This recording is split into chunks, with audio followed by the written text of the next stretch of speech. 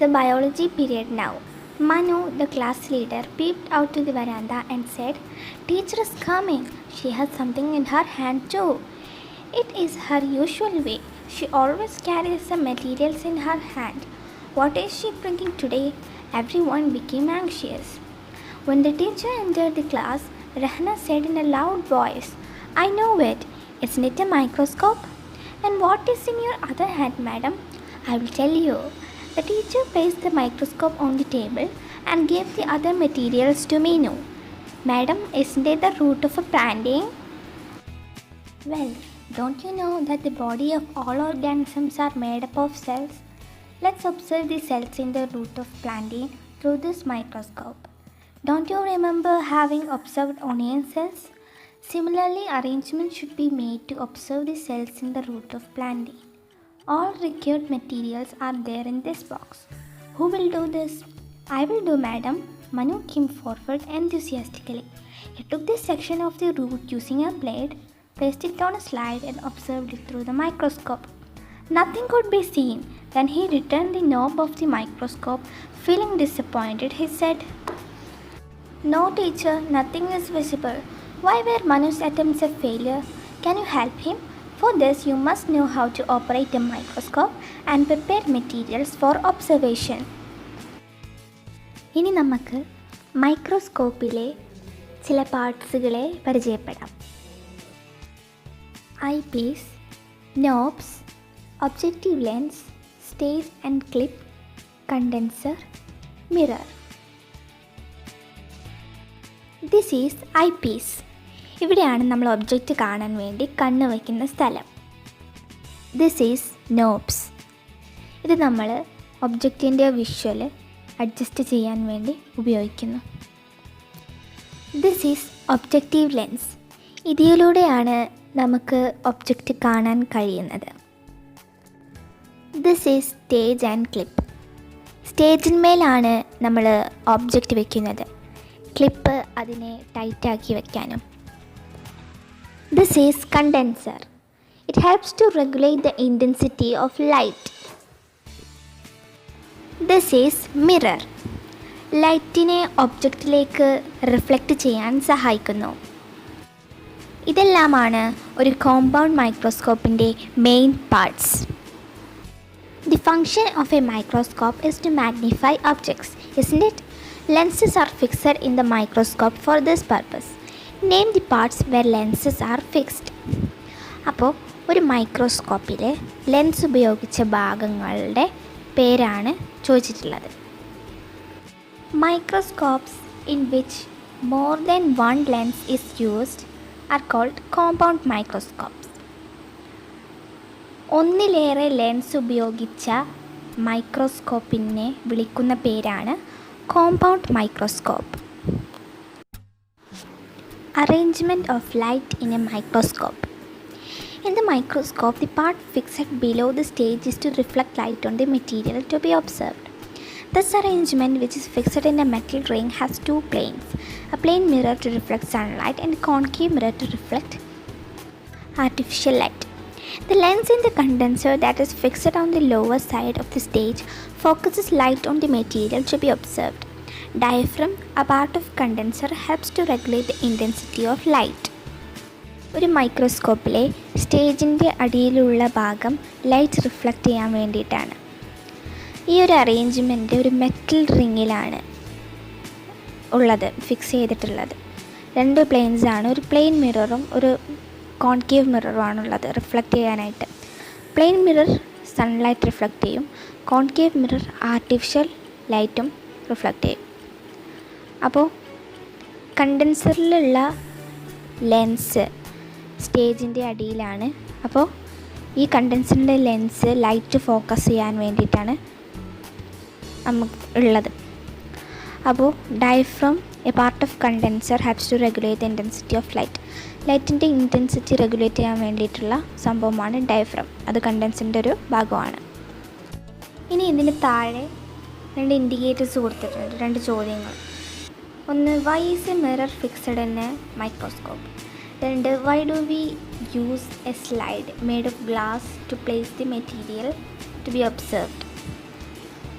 എന്തുകൊണ്ടാണ് ഒരു മൈക്രോസ്കോപ്പിൽ മിറർ ഉപയോഗിക്കുന്നത് എന്നാണ് ഫസ്റ്റത്തെ ചോദ്യം.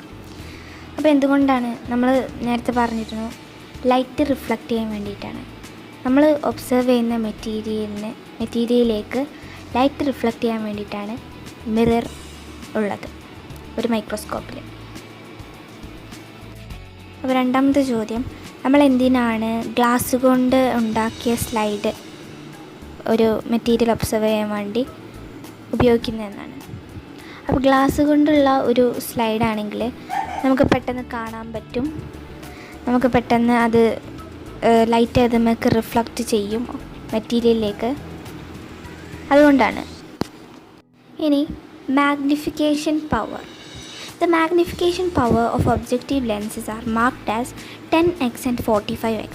Such markings can be seen in eyepiece too.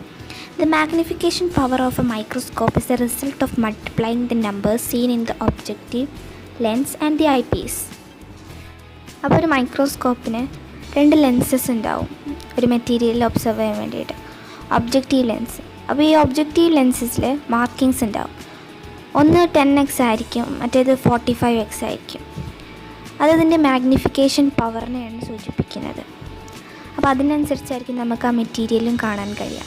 10xലാവുമ്പോൾ ഒരു ഫിഗർ ഉണ്ടാകും, 45xൽ നോക്കുമ്പോൾ അതിലേറെ നമുക്ക് സൂമായിട്ട് കിട്ടും എന്ന ഒരു ഫിഗർ ഉണ്ടാകും. അപ്പോൾ വ്യത്യാസം ഉണ്ടാവും. ഓരോ മാഗ്നിഫിക്കേഷൻ പവറിൽ നോക്കുമ്പോഴും ഓരോ മെറ്റീരിയൽ വ്യത്യാസം ഉണ്ടാവും. അപ്പോൾ അതിനാണ് ഈ ഒബ്ജക്റ്റീവ് ലെൻസ് മൈക്രോസ്കോപ്പിൽ ഉപയോഗിക്കുന്നത്. അടുത്തത് പ്രിപ്പറേഷൻ ഓഫ് ഒബ്സർവേഷൻ മെറ്റീരിയലാണ്. ഒരു ഒബ്സർവേഷൻ മെറ്റീരിയൽ എങ്ങനെയാണ് ഉണ്ടാക്കേണ്ടതെന്നാണ്. അപ്പോൾ ഒരു പ്ലാന്റെയിൻ റൂട്ടിൻ്റെ ഒബ്സർവേഷൻ മെറ്റീരിയലാണ് ഇവിടെ കൊടുത്തിട്ടുള്ളത്. അപ്പോൾ അതിൻ്റെ സ്റ്റേജസ് 1 to 8 വരെ ഉണ്ട്. അപ്പോൾ stage 1, put the material to be observed in the petri dish containing water to prevent dehydration. Stage 2, take thin cross sections of the material to be observed. Stage 3, with the brush shift the sections to a watch glass containing water. Stage 4, put the thinnest and complete sections to a watch glass containing stain. Stage 5, add 1 or 2 drops of glycerin to the slide to prevent drying up of the material. Stage 6, wash the stained section in clean water and place it in the glycerin on the slide. Stage 7, place a cover glass over the material using a needle in such a way that air bubbles do not pass. Stage 8, wipe up the excess glycerin using tissue paper. അപ്പോൾ stage 1ൽ പറഞ്ഞിരിക്കുന്നത് ഒരു watch ഗ്ലാസ്സിൽ വെള്ളം നിറച്ചൊരു watch ഗ്ലാസ്സിലേക്ക് ആ root ഇടുക, അത് കുറച്ചൊന്ന് വെറ്റാക്കുക, അതൊന്ന് പൊതിർത്തിയെടുക്കുക എന്നതാണ്. എന്നിട്ട് ഒരു ബ്ലേഡ് ഉപയോഗിച്ച് അതിലൊരു ചെറിയൊരു തിൻ ക്രോസ് സെക്ഷൻ അതിൽ നിന്ന് മുറിച്ചെടുക്കുക. എന്നിട്ടൊരു ബ്രഷ് ഉപയോഗിച്ച് വേറൊരു വാച്ച് ഗ്ലാസ്സിൽ ഒരു വെള്ളം നിറച്ച വാച്ച് ഗ്ലാസ്സിലേക്ക് ഈ നമ്മൾ മുറിച്ച കഷ്ണം മാറ്റുക. എന്നിട്ട് വേറൊരു മറ്റൊരു വാച്ച് ഗ്ലാസ്സിൽ ഒരു സ്റ്റെയിൻ നിറച്ച ഒരു വാച്ച് ഗ്ലാസ്സിലേക്ക് ഈ സെക്ഷൻ മാറ്റുക. എന്നിട്ട് സ്ലൈഡിലേക്ക് ഒരു 1-2 ഡ്രോപ്സ് ഓഫ് ഗ്ലിസറിന് ഒരു 1-2 തുള്ളി ഒഴിക്കുക. അത് ഉണങ്ങാതിരിക്കാനാണ്, ഡ്രൈ ആവാതിരിക്കാനാണ് ആ മെറ്റീരിയൽ. എന്നിട്ട് നമ്മൾ സ്റ്റെയിനിൽ എടുത്ത ആ സംഭവം നമ്മൾ ഈ സ്ലൈഡിലേക്ക് മാറ്റുക. എന്നിട്ടൊരു കവർ ഗ്ലാസ് ഉപയോഗിച്ച് ആ സ്ലൈഡ് കവർ ചെയ്യുക. എന്നിട്ട് ഗ്ലിസറിന് പുറത്ത് വന്നിട്ടുണ്ടെങ്കിൽ അതൊക്കെ തുടച്ച് മാറ്റുക. അപ്പോൾ ഇതാണ് ഒരു observation material. Observe the slide you have prepared through a microscope. Try to understand the difference in the magnification when lenses 10x and 45x are used. അപ്പോൾ നമ്മൾ നേരത്തെ പറഞ്ഞ മാഗ്നിഫിക്കേഷൻ പവറാണ് ഇവിടെ കാണുന്നത്. 10xൽ നോക്കുന്ന ഫിഗർ ഇങ്ങനെയായിരിക്കും, 45xൽ നോക്കുന്ന ഫിഗർ ഇങ്ങനെയായിരിക്കും. അപ്പോൾ 45x കുറച്ചും കൂടി പവർ കൂടും. അപ്പോൾ നമുക്ക് കുറച്ചും കൂടി കാണാം, അതിൻ്റെ അകത്തോട്ട് 10x 45xൻ്റെക്കാട്ടിലും കുറവായിരിക്കും പവർ. അപ്പോൾ ഇതാണ് 10x എന്നുള്ള ലെൻസിൽ നോക്കുമ്പോൾ ഈ ഒരു ഫിഗർ കിട്ടും. 45x നോക്കുമ്പോൾ ഈ ഒരു ഫിഗർ ആയിരിക്കും.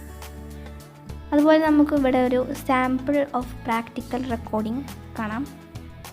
Aim, materials required, procedure, observation, inference അല്ലെങ്കിൽ കൺക്ലൂഷൻ. അതൊരു എക്സ്പെരിമെൻറ്റ് ചെയ്യുന്നതിൻ്റെ ഒരു മോഡലാണ്. ഒരു എക്സ്പെരിമെൻറ്റ് തുടങ്ങുമ്പോൾ നമ്മൾ ഫസ്റ്റ് ഒരു എയിം വേണം, പിന്നെ നമ്മൾ ഉപയോഗിക്കുന്ന മെറ്റീരിയൽസ് ഏതൊക്കെയാണെന്ന് എഴുതണം, പിന്നെ പ്രൊസീജിയർ അതിൻ്റെ പ്രോസസ്സ് എങ്ങനെയാണെന്ന് എഴുതണം, പിന്നെ ഒബ്സർവേഷൻ നമ്മൾ കണ്ടത് എന്താണെന്ന് എഴുതണം, പിന്നെ ഇൻഫറൻസ് അതായത് അതിൻ്റെ കൺക്ലൂഷൻ ആ എക്സ്പെരിമെൻറ്റിൻ്റെ. അപ്പോൾ life mysteries in liquid chambers എന്ന പാഠത്തിലെ കുറച്ച് ഭാഗം നമ്മൾ ഡിസ്കസ് ചെയ്തു. ഇനി ബാക്കിയുള്ള ഭാഗങ്ങൾ അടുത്ത ക്ലാസ്സിലുണ്ടാവും. അപ്പോൾ താങ്ക്സ് ഫോർ വാച്ചിങ് ആൻഡ് എൻ്റെ ചാനൽ സബ്സ്ക്രൈബ് ചെയ്യാൻ മറക്കരുത്. ഈ വീഡിയോ ഇഷ്ടപ്പെട്ടെങ്കിൽ ലൈക്കും ചെയ്യണം. ബൈ.